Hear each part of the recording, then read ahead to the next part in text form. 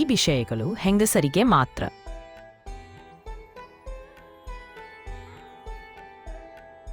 ಮಹಿಳೆಯರು ಕುಂಬಳಕಾಯಿಯನ್ನ ಒಡೆಯಬಾರದು.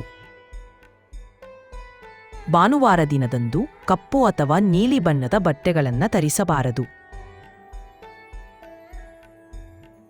ಮನೆಯ ಮುಂದೆ ನೇರು ಹಾಕಿದ ತಕ್ಷಣ ತೇವ ಇರುವಾಗಲೇ ರಂಗೋಲೆಯನ್ನ ಹಾಕಬೇಕು.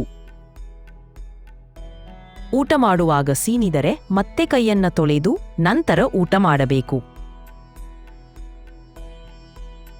ಮದುವೆಯಾದ ಮಹಿಳೆಯರು ಯಾವುದೇ ಕಾರಣಕ್ಕೂ ಕಪ್ಪು ಬಟ್ಟೆಗಳನ್ನು ಧರಿಸಬಾರದು.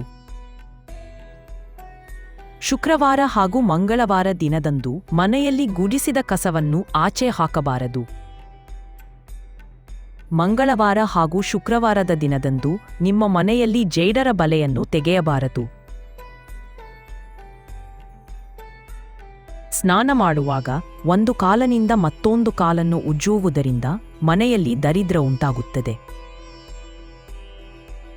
ಸ್ನಾನ ಮಾಡಿದ ನಂತರ ಬಕೆಟನ್ನು ತೊಳೆದು ಅದರ ತುಂಬಾ ನೀರನ್ನು ತುಂಬಿಸಿ ಇಡಬೇಕು ಅಥವಾ ಬಕೆಟನ್ನು ಬೋರಲಾಗಿ ಇಡಬಹುದು. ಮಹಿಳೆಯರು ಯಾವಾಗಲೂ ಅಳುತ್ತಿರಬಾರದು. ಹೀಗೆ ಅಳುವುದರಿಂದ ತವರು ಮನೆಯವರಿಗೂ ಗಂಡನ ಮನೆಯವರಿಗೂ ದರಿದ್ರ ಉಂಟಾಗುತ್ತದೆ.